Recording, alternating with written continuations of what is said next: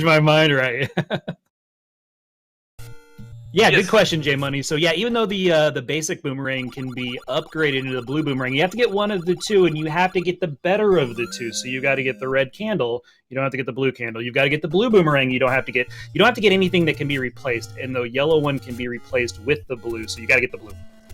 And the question, what about the bomb upgrades? Absolutely, you do have to get those. That's an extra $200 on your plate. And why running this category in second quest is an absolute bear. So this is interesting. CakeSauc going 3 first on this one, even though he didn't go 3 first on the last one.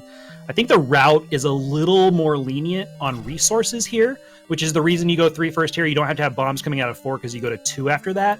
So it's probably what CakeSauc is thinking, but he's going top route right here, 100%. Let's go. Yeah. The question, do you fail if you get a mugger? There are no muggers in first quest. So here, no. In second quest, yeah, you would have to take the money option every single time in order to complete 100%.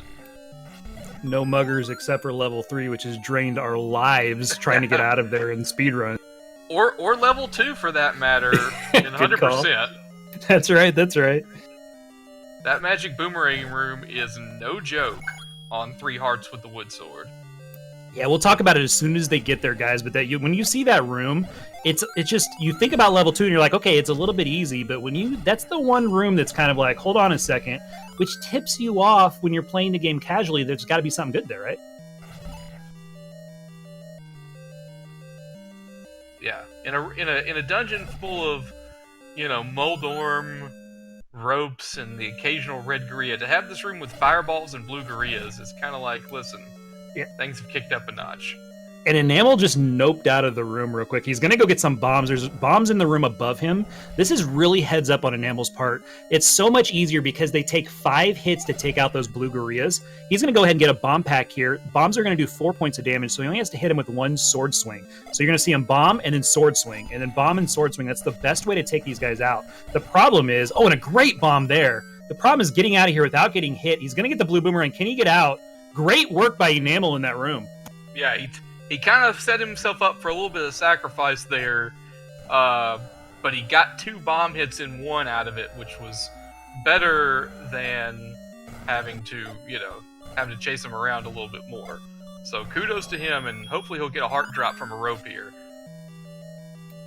CakeSauc does get Manhandla down. It took him a few bombs. Again, Manhandla getting a little crazy on CakeSauc tonight. Is able to get him down. That's what you want to see. You don't want to see somebody's run ended because Manhandla got crazy or Gliok fight was poor or that type of thing. You want to see a good heads-up race, so that was a great job by CakeSauc to get out of 3. And that's the benchmark for your starts in 100%. 4 is a little easier than 3 is, just because that Manhandla at the end is just very rough. All right. And Enamel getting the Dongo smoke this time, so he is going to leave 2 with 8 bombs. Interested to see, the routes taken here. I admittedly know way less about 100% than I do any percent, even though it is the version of the game that I casually ran from the time I was a kid until I discovered speedrunning. I was just, okay, I'm going to find everything every single time. But I never did it quickly. Yeah, no, for sure. The thing that I like about Enamel's route here, I mean, CakeSauc's overworld is going to be a lot quicker than Enamel's is, but Enamel's going right after the wide sword right now. There's more you have to do in 100%, so he's like, let me get the white sword as soon as possible so I can make all that stuff that I got to do that much easier. So that's why Enamel's doing this. It's very similar to the any percent route that he just ran. He's like, I got to do all this stuff anyway. Let's go get that white sword like I just did the other time. Yeah, I could not agree more. A lot of times people break down how much time the white sword or something like that saves you in terms of the number of sword swings that are different, but it's also the number of times you have to avoid a dark nut, the number of times you have to start over because you died, those sorts of things are also, in the long run, huge time saves. Yeah, absolutely. And let's talk a little bit about a couple rules that are going to be different in this run that we didn't have the last time. So of course we got to get more stuff and whatnot. First of all, this is No Up+A. So in the other one, any percent, what you could do is you could actually pause the game, go to the second controller, Up+A, and take yourself back to the start of a level or to the start of the overworld if you wanted to. You cannot do this in this one. And if you die, the second rule, to make it a little more painful when you do, you have to immediately touch back to the room that you were just at. So deaths are very, very important to avoid in this any percent No Up+A, or sorry, 100% No Up+A category. Yeah. Certainly, yeah, there's a lot more, or much larger consequences, to your point to say, to taking a death, especially, if you are far away from start on the overworld. That's just like, almost a death sentence. No pun intended. Absolutely right. So you do see CakeSauc3 here leaving here probably with 8. I think he's going to try to force again. This fight's a little tougher than the last time. Both these guys had the white sword last time. This Gleeok fight is going to be a little more careful. They've got beam sword, which is nice. It takes 10 hits on the first head, and then once that head detaches, it's going to take 6 more. So he's got a bomb force set. As long as he doesn't get hit, he's going to get another bomb pack. CakeSauc3 is very, very good at this. He's got one more swing.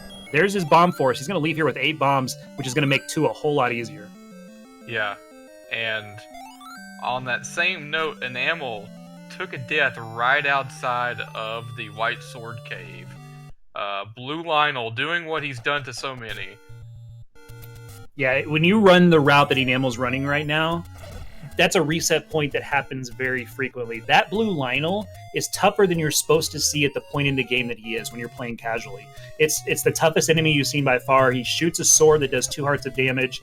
He can reach you very easily, and that strip that you have to walk along in the very top there, it's just 1 strip wide. So trying to get around him or through him quickly is very, very difficult. Enamel's going to go touch back because that's the rule, but he wants to go there anyway, so it's not even really a big deal.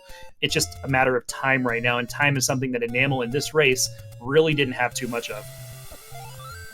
Yeah.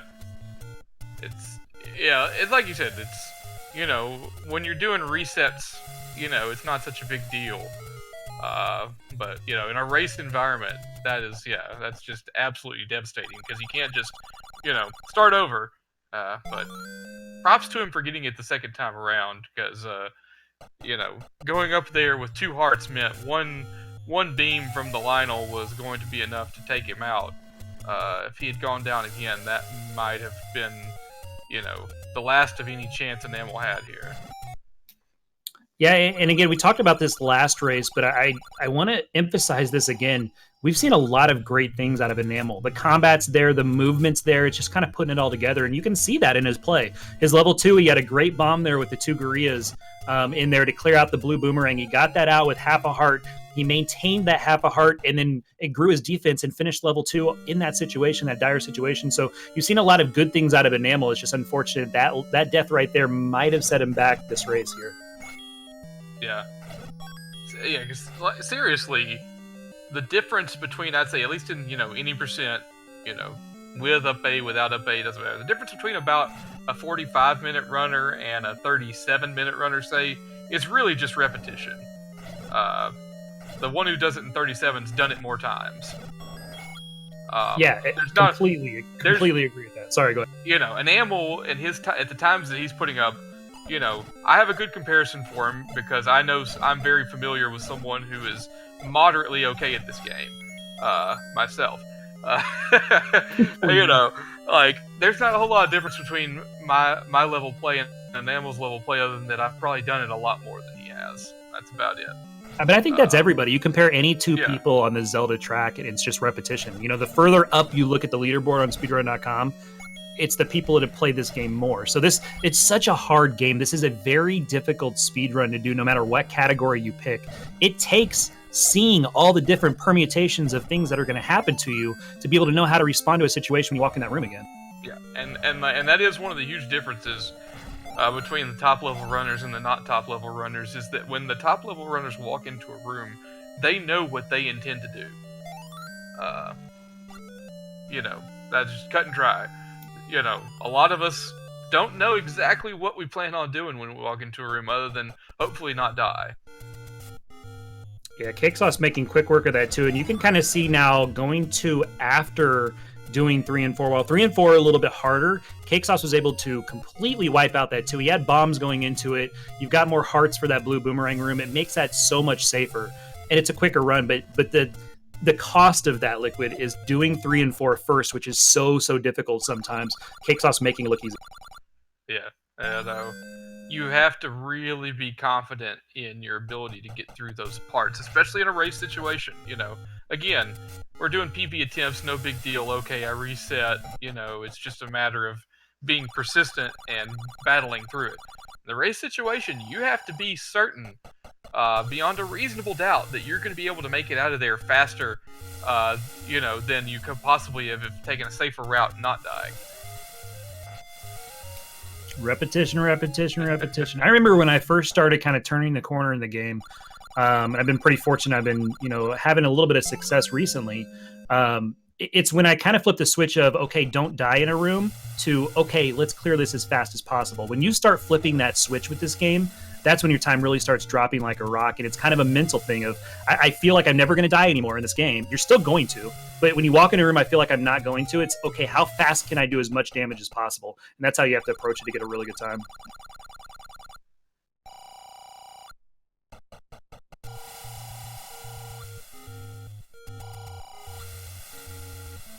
Take a little heat in chat because they're saying it was just the switch to CRT and not my skill. And that's a bull.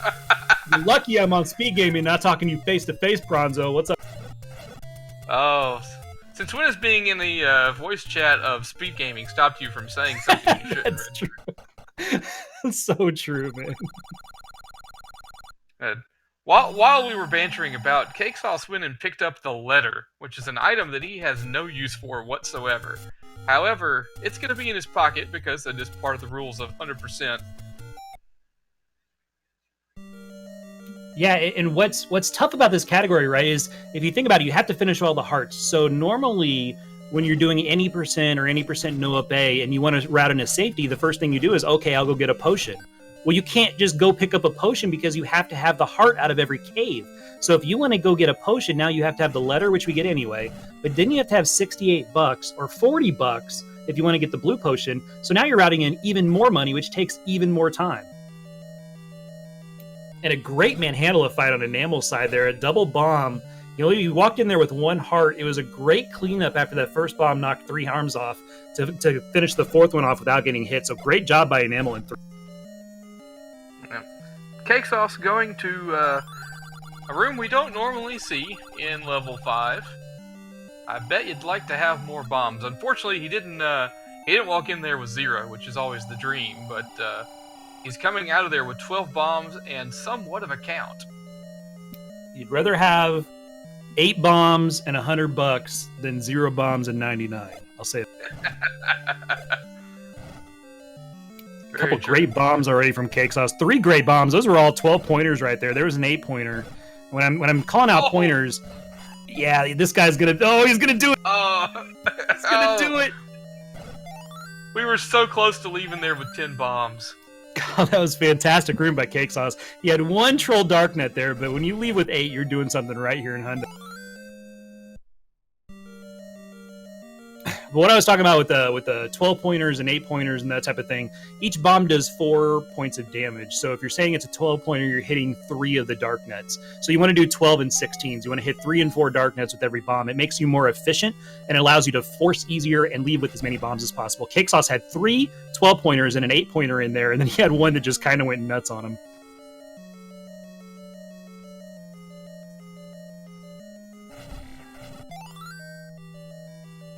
Enamel with a good force there. I don't know if that was his 10 force or if that was a global there on Enamel's side, but he's walking into the ladder room with 8 bombs, so he's having himself a really good 4 here. Yeah, he actually got 2 bomb drops in the Vire NSU room, so at least one of them was a global. Yeah, very nice. Like I said, we've seen a lot of good things out of Enamel's play over here.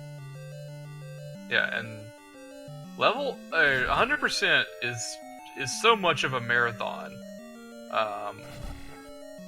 There's so much that can go right, but there's so much more that can go wrong.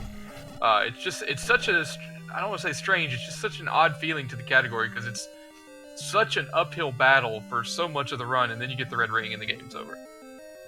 And 9, I call 9 a joke in 100% because the path to the red ring is difficult, but once you play through any percent No Up+A and a lot of other categories and you're doing 9, on the resources you usually have. Once you get that red ring, man, it's like you're Superman. Like you walk into rooms and you're like, bring it, let's go, like chest out, bullets of steel, you know, that type of thing. It's great. The red ring is fantastic. Yeah, I mean, you can afford to take a red Wizrobe beam to the face because it's only a heart of damage then. And you do it for fun. You walk in there looking for beams, don't you, Liquid? Oh, I mean, why not? I've got all 16 hearts because it's 100%. And I've got a potion because it's 100%.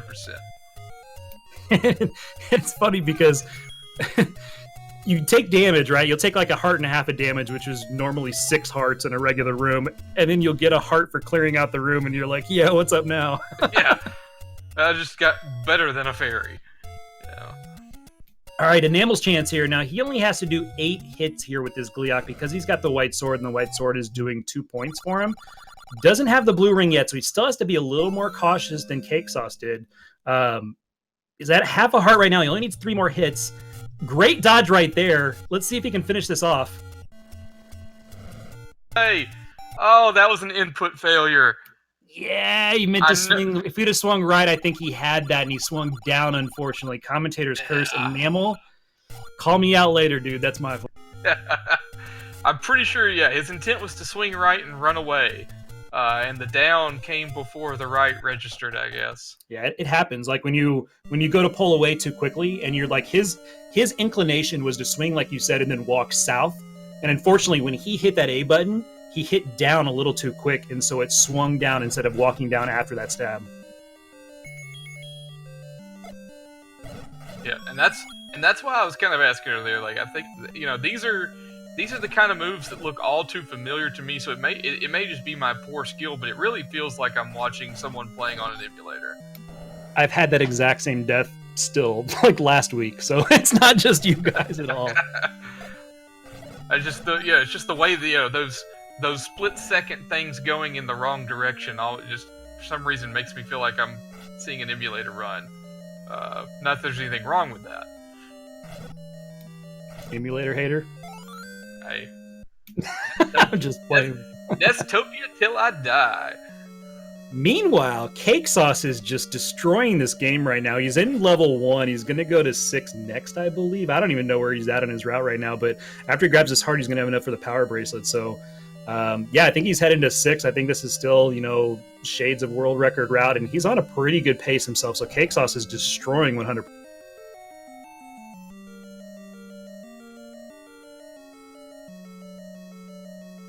It's so rough when you come back in here and only have 3 hearts because there's not a lot of places to generate hearts inside of level 4 unless you're using bombs on the Vires or that type of thing. The only thing that's going to help Enamel out right now as he's coming through here are the Zals in the NSU or in that island room. That's the only thing really that can give him some heart.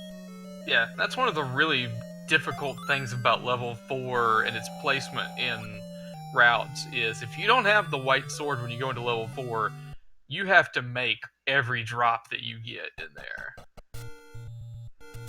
I mean, you can't just rely on the game to give it to you. You have to make them at that point. Yeah, so like these Vires here, they're going to split when he hits them no matter what sword you have, unless you have the magical at this point, which you're never going to have. These guys can give him hearts, and then otherwise he's got to use bombs to kill things to get hearts and generate. Otherwise, he's going to be stuck in the same exact pattern with 3 hearts. So these deaths are so costly in the 100% or anytime you're in level 4.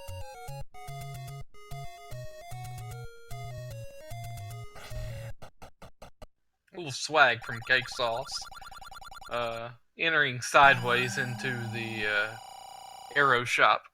And he's getting a lot of work done over on this side of Hyrule that you don't, see if you just watch the any percent routes. He's getting that power bracelet, he's getting his arrows over there, and then he's got 12 hearts, so he's going to be picking up the magical sword as well.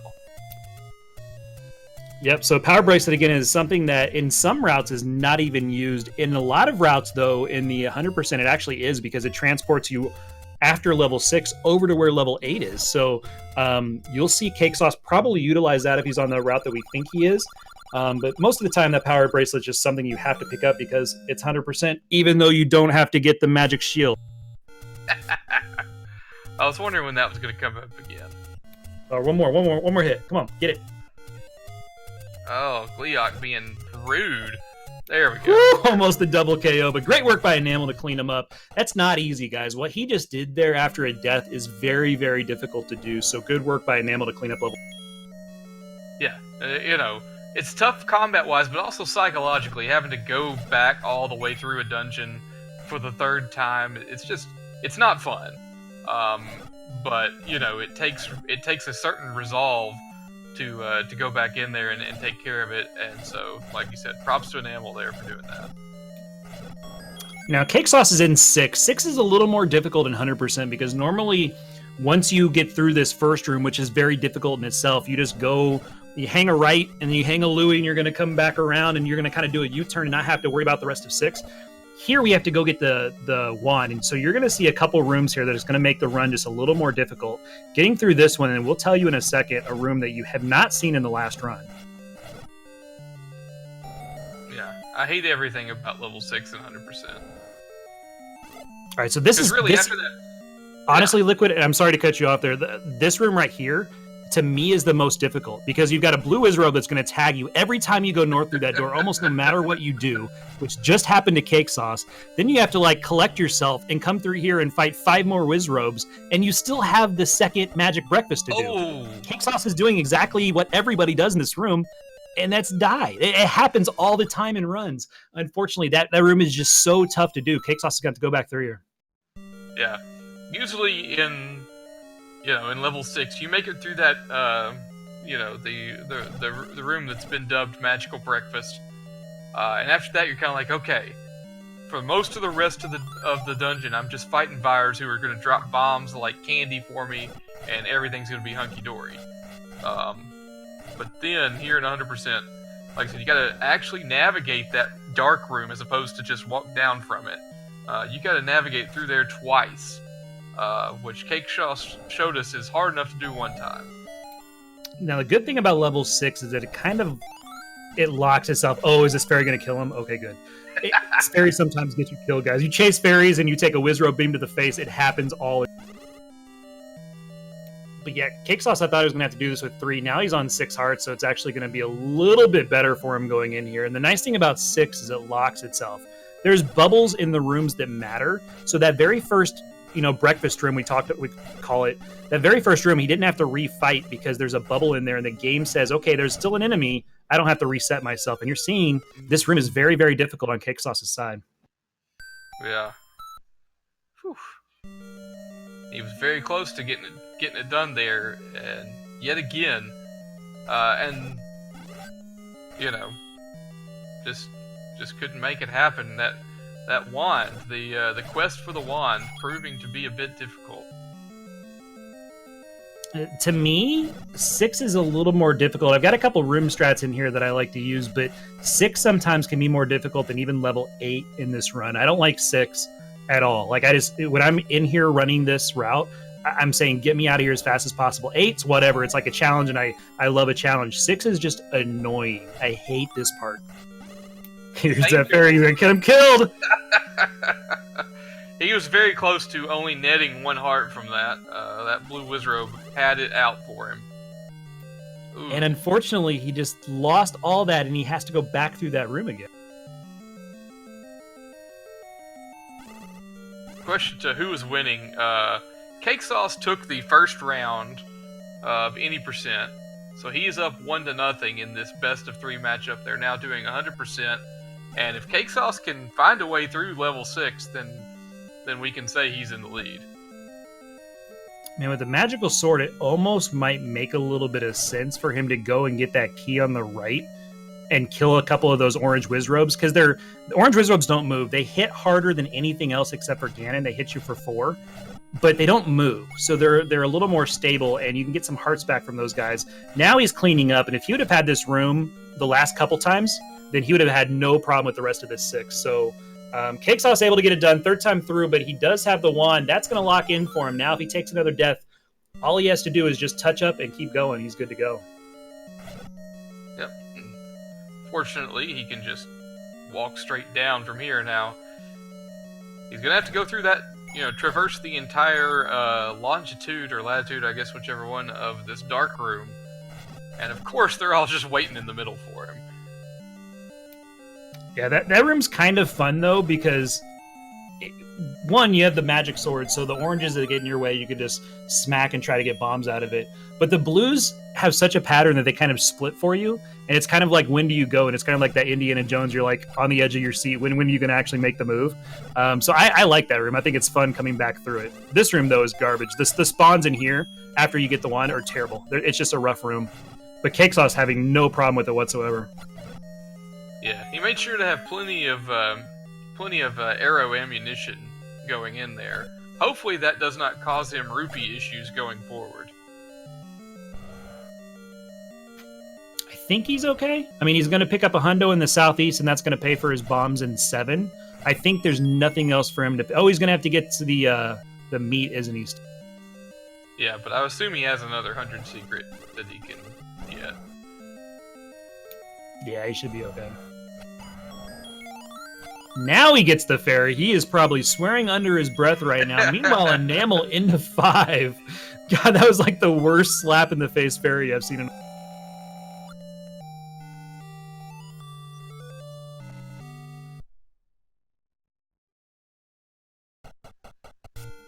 And those Gibdos are just not getting out of the way for enamel. Sometimes you like it when they line up like that because you're building your count. Enamel wanted no part of that because he's getting ready to go get a bomb upgrade anyway. He just wanted to get him out of the way. Yep, they were just lining up like lambs for the slaughter. You'd kill for that in an any percent run.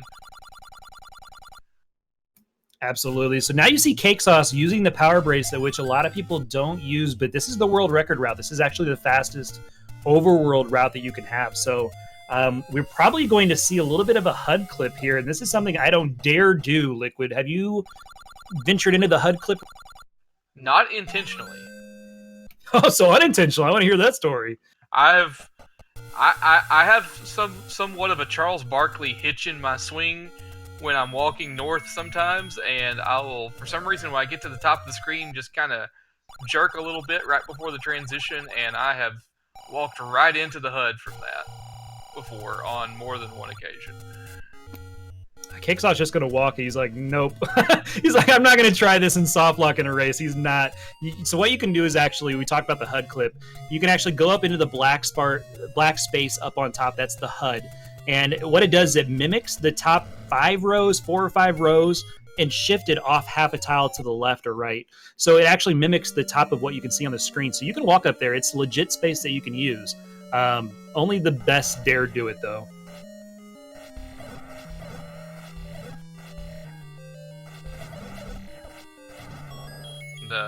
CakeSauc's taking an interesting strategy there, one that I find, popular with a lot of players, taking that manhandle out with the sword instead of bombs.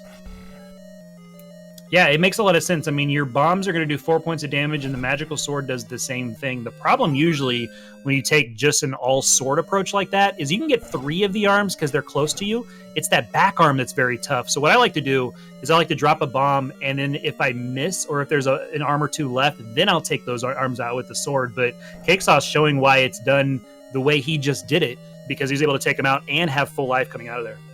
Yeah. And good point made by somebody named Jesser or something like that in chat. CakeSauc only having 2 bombs, which is fewer than you need to complete this dungeon. Probably not looking to use them superfluously on Manhandla. Yeah, that's a great point. You need 1 more bomb here because we've got to go north and we've got to get a magical key. So 8's a little different too than any percent because there's 2 kind of detours you have to make inside of 8. 8's hard enough by itself, but you have to go left and get the book like you saw there, and there's a Manhandla that guards it. You have to go north to get the magic key where there's a Manhandla and a blue Goma that guards that. So increased difficulty here in level 8. Yeah, everybody's buddy blue Goma. Yeah, it's kind of one of those that when you're on an actual run, like a PB run, it's how many cycles does it take you to kill the Goma, right? It's, to have a 1 cycle, to have a 2 cycle. If you can 1 cycle, you're off and running. If you have a 2 or 3 cycle, that's just time you're waiting. Let's see what happens. 1 cycle. 1 cycle, because he's not on a PB run. That's...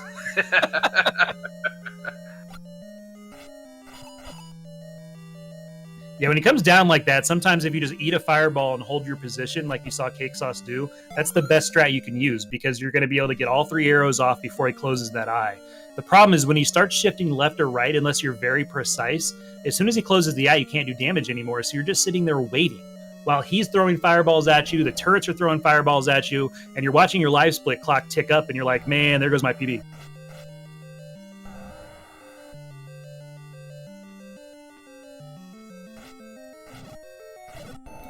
And looking at this liquid with only 6 hearts gone, this is a fantastic 8 from CakeSauc.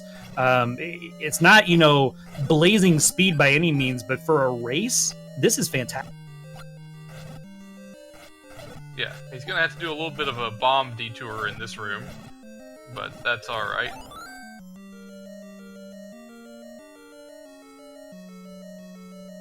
All right, Enamel going to the coast. He's going to pick up his arrows here, so you kind of see what route he's on over there. He is a little bit behind. He's a few hearts behind. But Enamel, like we talked about at the top of the any percent, kind of running his own race. His race qualifier was a 105.47. He is well ahead of that pace, guys. So this is actually a really good run by Enamel. And I know he might not feel like it's a long night at Zelda, if CakeSauc were to take the W, but I would love to see him finish this because this might be PB territory for him. Yeah. I would, certainly, there's no reason for him to be watching the restream with at least not with the sound on. But if he is, we would all like to see if CakeSauc does complete this out. Oh, he's even going to give us a little swag. He's got to hurry. I was going to say that tornado's got to hurry, man. Not sure if that's where he wanted to go or not, but he's close enough. Yeah, I think he was meaning to go. He had to either go up or right, and he faced left when he did that. But maybe that's where he wanted to go because he's got the power bracelet. That might be exactly where he wanted to go. Hey, yeah, and if not, fake it till you make it. That's my whole life, man. Right there.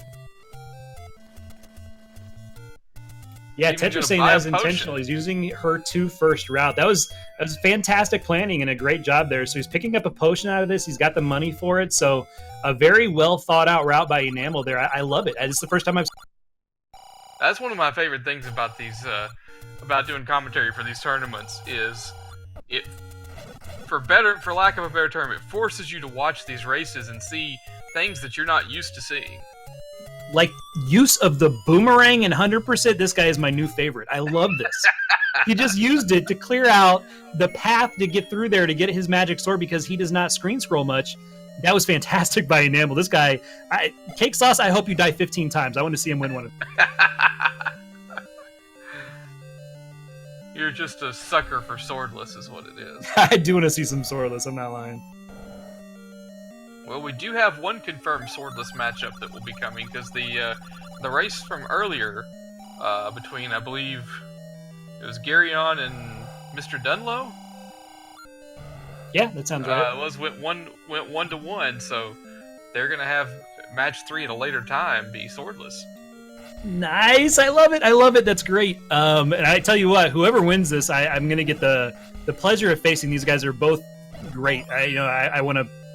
Go up against both of them, but we're doing swordless first. I'm calling it right now. We're doing swordless first. Well, you do have the right of first refusal for those who may not know the rules of how we come up with what categories played win. The higher seed gets first pick, can decide which category they want to play win. They can pick any of the 3 categories, any of the 3 positions in the sequence of the race. Then the other player picks their preference for what's left, and then whatever's left is the other one. Yeah. So, and again, thanks to the admins, I've got the list, and we'll read them off at the end of this. But the admins for this tournament have done a great job of setting up a fun tournament of 3 categories that have been a lot of fun to play. Any percent, 100% is a great beginner's route, and even advanced. There's been a lot of things done with 100% lately. And then swordless is something that's such underutilized, and we've seen times, Liquid Husband, you can attest to this, the times have been falling in swordless for everybody. That leaderboard has gotten crazy very quickly, and it's all because of this tournament. Yeah, there's, in my estimation, at least at the time I've been around this game as a speed run, there's no better way to increase the amount of quality play that's getting put out than to have a tournament. Last year with the 80% No Up+A tournament saw, you know, a ridiculous amount of influx of good times, improved times from existing runners. You know, it was just a situation where we went from, you know, top, a mid-level of the board run being, you know, 35 minutes to a mid-level of the run board being 32 minutes. You know, it was just absolutely fantastic, and it's paying dividends again. This time in 3 different categories, but especially, like you said, swordless. That one has been completely, dare I say, revolutionized. Yeah, that's exactly right. Roost Slugs, we talked about a little bit with that trick that he found, but he's just been completely demolishing the swordless category on regular runs, not just this tournament. But I want to point out something real quick. Enamel going through level 6, having a lot more luck than CakeSauc3 did. And when you saw him clear out that wand room, he played it very safe, but very smart. You saw that he knew the direction that these Wizrobes were going to be able to go. He was able to read their movement, which limited the damage he was going to take. So again, showing off the knowledge of the game there. Enamel having a very good safe level 6, and I love the play out of him right now. Yeah, I was going to point out that he is crushing level 6. You know, both that dark room with the Wizrobes and the room that the wand was in, just absolutely manhandled it. And for the people who said, don't forget the swordless rando tournament, trust me, I've been trying to forget it for quite some time now. Look, you and me both, right? I was allowed to forget it, we'll put it that way, by getting eliminated. Well, just like that, we do have CakeSauc3 entering level 9 at 36:30, so gonna put up like a low 40, probably a 42-ish type of thing. Really good, very solid race time for 100%. His qualifier was a 40:55, so he's just about a minute behind that, which happens in a head-to-head race. That's, you know, his best qualifier was a 40:55. This is a one-shot deal, so good time being put up by CakeSauc3 right now. 9 is a little different. He does have to go get the red ring, but then everything else about it's the same except for you are Superman. Yeah. I just, you know, we gotta make sure and watch his next menu just to make double sure he's got everything, I guess. But other than that, you know, could be academic once he picks up that red ring, because you're looking at, if you have full health at that point, which he doesn't because that Wizrobe was a total jerk. 16 hearts with the red ring, that is 64 hearts worth of defense. Yeah, and that's just ridiculous. And somebody of CakeSauc3's level of play, 64 hearts is basically, I'm not dying now or ever. Yeah, that's enough to get you through the whole game, probably. So he is choosing to take out this Patra. Some people like to just go straight through him. You're going to take a couple of points of damage. He doesn't want to take any more damage on the way in or on the way out. So you see kind of, I think the way CakeSauc3 is approaching this 9 is, I'm going to take this a little slower, but I'm not going to die. And I kind of like that strategy by CakeSauc3. Yeah. The fastest way to finish the game is definitely to not die. Yeah, so now he's at 8 hearts times 4. He's at 32 hearts. Normally you walk into this with 12 or 13 hearts, usually 13 hearts in a regular run. He has 32. So I think CakeSauc3 is going to be okay.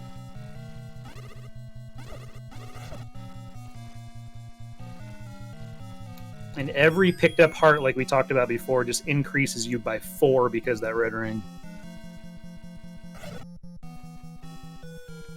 And meanwhile, Enamel's going through 8, and again, he's picked up a little bit of speed here, you know, kind of mid to late game. We told him, you know, in the race room, you know, run your own race, that type of thing. You've seen him do that, and I think he's gotten better just in tonight. Like, I hope he finishes this out, because I think this is going to be a peep. Hey, man, iron sharpens iron. It's one of the most fun things about going up against someone whose skill level is, you know, above that of what you were accustomed to. You start seeing just exactly what it takes in real time to compete with someone of that ability, as opposed to just running, you know, dead time splits against yourself all the time. You know, if all I ever do is try to beat myself, you know, that's still only, you know, it's incremental instead of exponential. You know, you can learn so much more from going up against, you know, people who you know are better than you, which is what Enamel's doing right now. I mean, Cake Sauce, it is not a knock on anyone to say that Cake Sauce is better than them. And another garbage room here on the 100%. The patterns you get here in this reverse C is basically, it feels like you're fighting 15 Wizrobes. I kid you not. You can say that too. There's only 5 in there. It's the exact same as any percent, but it feels like they put 5 or 6 more in there than you're used to fighting, just because they spread out and then they kind of like gang rush you there in the middle of it. It's a very tough room based on the route you take at 100% because the spawns change. It's a tough spawn pattern to deal with. Enamel is enjoying the fruits of 3-cycle Goma. Ugh, that's rough. That is a rough room. And CakeSauc3 got rudely bopped out of that clip that he was trying to make by a Wizrobe beam. So he's been hit twice by rude Wizrobe beams. It's been pretty tough sledding here at 9, but as we talked about before, you just don't die with the red ring. You almost have to try to do that. Yeah, every time you feel like you're losing some life, you get one heart drop, and all of a sudden that's, you know, a huge boon to your finishing campaign. And Enamel, you see the reason he bought that potion earlier was because level 8 you pretty much need one when you're just kind of figuring out this game and what's going on. In 100%. Level 8, it's very difficult because of the added combat. And in the front half of 9, getting to the red ring, because you're dodging a lot of Wizrobe beams and a Patra there. So it's difficult in the front half too. So I like having the potion there on Enamel's side. It's going to enable him to beat this level and get through here. Yeah. Using 1 in 8 and 1 in 9, I feel like is a good, healthy balance because, like you said, once you've got the red ring, you shouldn't be needing potions at that point. Unless you pick it up with half a heart or something like that. And I tell you what, Enamel's combat is good enough that if he puts a little bit of a grind in here, he's going to be potionless very soon. Like, his combat is legit. It's a little slow right now. You can see the difference between CakeSauc3 and Enamel, but it's legit. And CakeSauc3 now going to fight Ganon for the second time. And final, because even if we made it to swordless, you know, we wouldn't be fighting Ganon. I mean, you can fight him, but you get rolled. It ain't gonna go well. It's not gonna go well at all. Chat, get your GGs out. We do have an official SRL time for CakeSauc3 in 100% of 42-20. CakeSauc3 does take the match 2 games to 0. And good sign so far. No forfeit from Enamel as of yet. Yeah, chat, root Enamel on. If he's listening or if he's watching this or he's got chat up or whatnot, what you're allowed to do in a race, make sure this guy does not forfeit. I hope he does not because I want to see him finish this out. This could be a P. I think this Gleeok may be telling. That's a great Gleeok fight right there. Like, that was right in the really middle well of done. all of them, too. I mean, but I tell you what, with that Triforce pickup, officially in IRC, he is forfeit from the race. Let's see if he lives on. His timer is still going, so he might be playing on here just to keep going. He's given some GGs in there, and I think, unfortunately, he's going to throw in the towel. Oh. Our Enamel has been cracked, unfortunately. I would love to hear, like, keep his timer going, because if he comes in chat, I'm going to tell him just to go back in here and race this, because he's got time. He can PB tonight.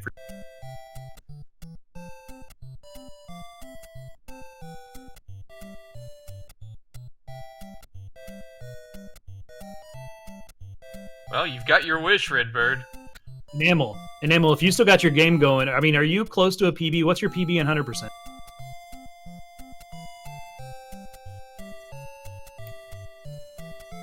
I think, unfortunately, we can't hear you. I don't know if your mic's muted or not. We see you lit up, but we can't hear you. Sorry about that. How about now? Yeah, there for sure. we go. Yeah, you're good. No, I'm probably off of a PB depending on how level 9 went. Okay, we thought we looked at your qualified time and we were looking and we were like, man, this might be a decent run. I know you had some deaths early on here, but we thought maybe to finish this one out, you'd be close to a PB. So we were kind of rooting. Yeah, that was definitely a big goal, but I lost so much time in the first half that I don't think I could have recovered. Yeah, your 6 was good as well. We are joined also by CakeSauc3. So first of all, GG's to both of you, and congrats, CakeSauc3. Hey, thanks.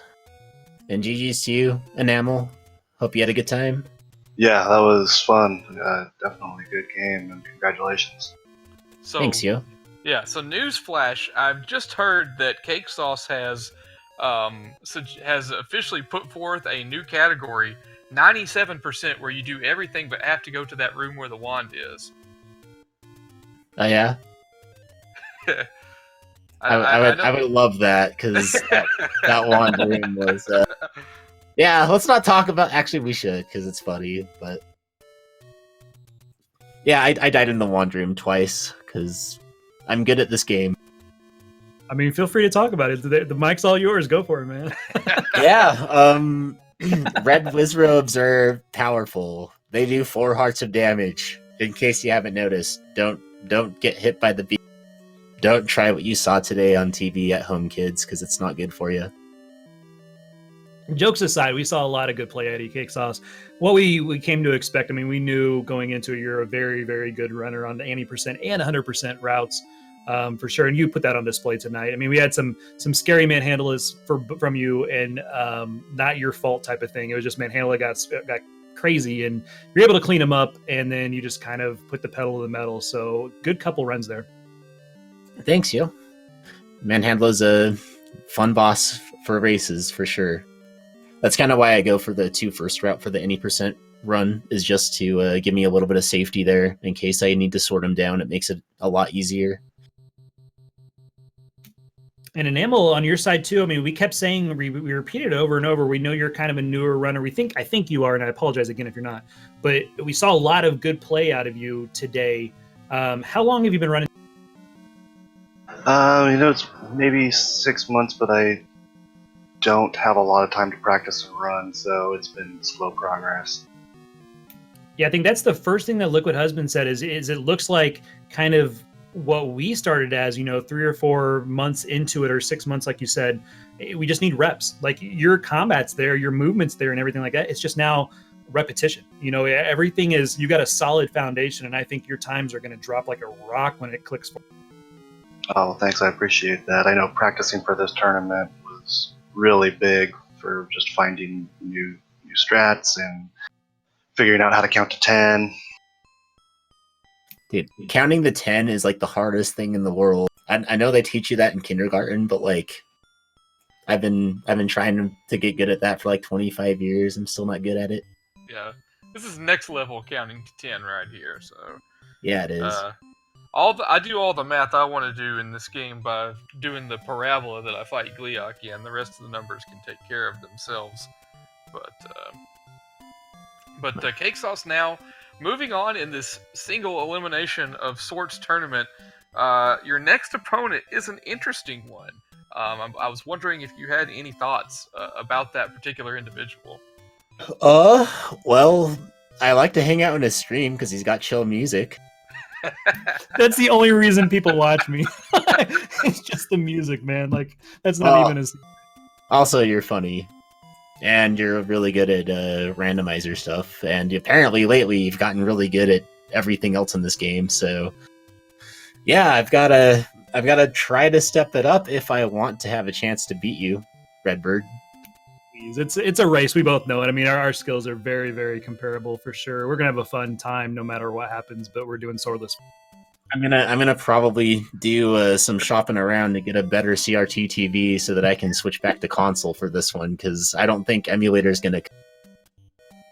Emulator. Everybody gives a knock on it, and you can get some pretty good times with emulator. But I mean, there's some situations, and it, just like a manhandle gets away from you, you're reacting, and that lag just does in this game make a little bit of difference. It's the lag and it's the D-pad or something. I just feel like Link controls a little bit like he's underwater when you're playing on emulator. You can definitely do well on it, but I make a lot more mistakes with movement, especially. I think, with the emulator than I do on console. And that might just be me, but yeah. So, Enamel, what was your favorite category of the 3 to run as you were practicing through this tournament? I think it was just straight up any percent. I had only run any percent No Up+A before, and kind of liked the route with bringing Up+A into it. The swordless really, it was very challenging for me, kind of dreading running it. It's a puzzle every time. Swordless is no joke. It's very, very difficult for sure. CakeSauc3, what about you? Of the three different categories here, what have you really enjoyed the most? And I'm not just asking this to put that last. I'm just running the... Hundo's probably my favorite, just because I feel like it really takes a lot of pressure off in the mid, because when you get the bomb upgrade in 5, then suddenly the thing that's the most scary out of all the runs, which is the recorder fight, the Olive Garden, isn't scary anymore. And so it makes the run a lot more smooth for me, and it kind of keeps that up. I feel like it's an easier run than the other categories, which I know that's kind of weird, because competitively it doesn't matter if it's easy or hard. It's still going to be hard to like beat somebody's time, but it's easier to not die and, you know, mess up and whatever, except for the wand in level 6, which I definitely showed tonight. Otherwise, I do appreciate Swordless for this tournament, because it taught me about things that I normally wouldn't have thought about, because it makes you approach the game from a different angle. So I appreciate that for Swordless, but I'm not the biggest fan of that run. Yeah, it's tough. I don't think anybody's really a fan of it, but it's rewarding. Like when you do it well and you get a good time, I think Swordless is one of the more rewarding runs you can. Yeah, for sure. It feels good when you finish a run with it. It's like, dude, I beat the game without a sword, except you kind of didn't, because you didn't kill Ganon, but you still basically... Yeah, let's face it, Ganon's not exactly the most difficult part of the game anyway, so... No. Except for the one random times when you get there with like 0 rupees or something. That's... Yeah, he could be difficult then, for sure. I guess that's the same as getting there without a sword. When's 0 rupee Ganon percent? I'm down. 100% down. Because I definitely would have finished one run of that a long time ago, like last year. Right. I think Yunos has the world record, but I'm not sure. Probably. Yunos can get the world record in pretty much any category he wants. Yeah. I don't know. Wrestling away the power bracelet IL from BT is going to be very difficult if you all saw that. I have not seen that. What happened? That's like picture perfect right there. Yeah, so he gets a boost just east of 1 north. So he already took a boost from an enemy to get him a little further. And then his scrolls were so crisp. Like it was task level scrolls. So getting that power bracelet faster than BT is going to be near impossible. Yeah, BT scrolls are crazy. But if there's one person who can probably keep up with the scrolls, I would bet money on Yunos. But BT is next level for sure. Well, guys, I appreciate you guys both jumping in here. Great series, great match. Anything else on your mind before we bounce out of here? CakeSauc3, you get first, then Enamel. Yeah, it was fun. Good games to you again. Enamel was great. Thanks for showing up and doing your best in the tournament. And now you get to have fun watching me get destroyed next round. Yeah, I'll definitely be watching. Thanks for the runs. It was definitely a learning experience and quite a bit of fun, yeah. And I love Zelda 1, except for when I hate it. But that's probably well known among all speedrunners of the... You too, huh? Yes, they joined the club, man. All right, well, Liquid, what else you got, man? At this point, I think we're just... all we got left is to start thanking people. The tremendous runners, obviously, CakeSauc3 and Enamel, folks, check them out. They both do more than just this. That's for darn sure. My co-commentator, Redbird Grad, one of my favorite people to watch play through games that aren't Zelda 2. Oh man, shots fired. But that's a moratorium on the game, not him, more than anything. But just always, a pleasure to work with him, and then the fine folks here at SpeedGaming. SpeedGaming 1, the worldwide leader, my favorite restream channel for the Zelda multi-category tournament. It's been a blast. We got moved up to the big channel at the last minute, sort of. Redbird, I hope we made a fine acquittal of ourselves and our community here. Yeah, I definitely hope we didn't disappoint. Like you said, I mean, just want to echo your comments as well. Thanks to everybody. And Liquid, it's always a pleasure working with you. You're one of my favorite dudes here. So appreciate sharing the booth. We do also want to say real quick, thanks to the admins. They don't get as much love as they should. Jay Coper, Cantaloupe, JSR, Random Effect, Fred Coughlin, Laugo, Pronzo, all those guys. They're so fantastic. They put together a great tournament. We're having fun calling it now. We're getting ready to play it too. So it was just, this has been a good night. It's been a great 3 weeks, and then whatever happens going forward. So thank you, Speed Gaming. Thanks everybody behind the scenes. And if nobody else has anything else to say, I'm going to shut up and let y'all get on. Good night, y'all. Thanks for putting this on, guys. Have a good night. Yeah, thanks. Good night.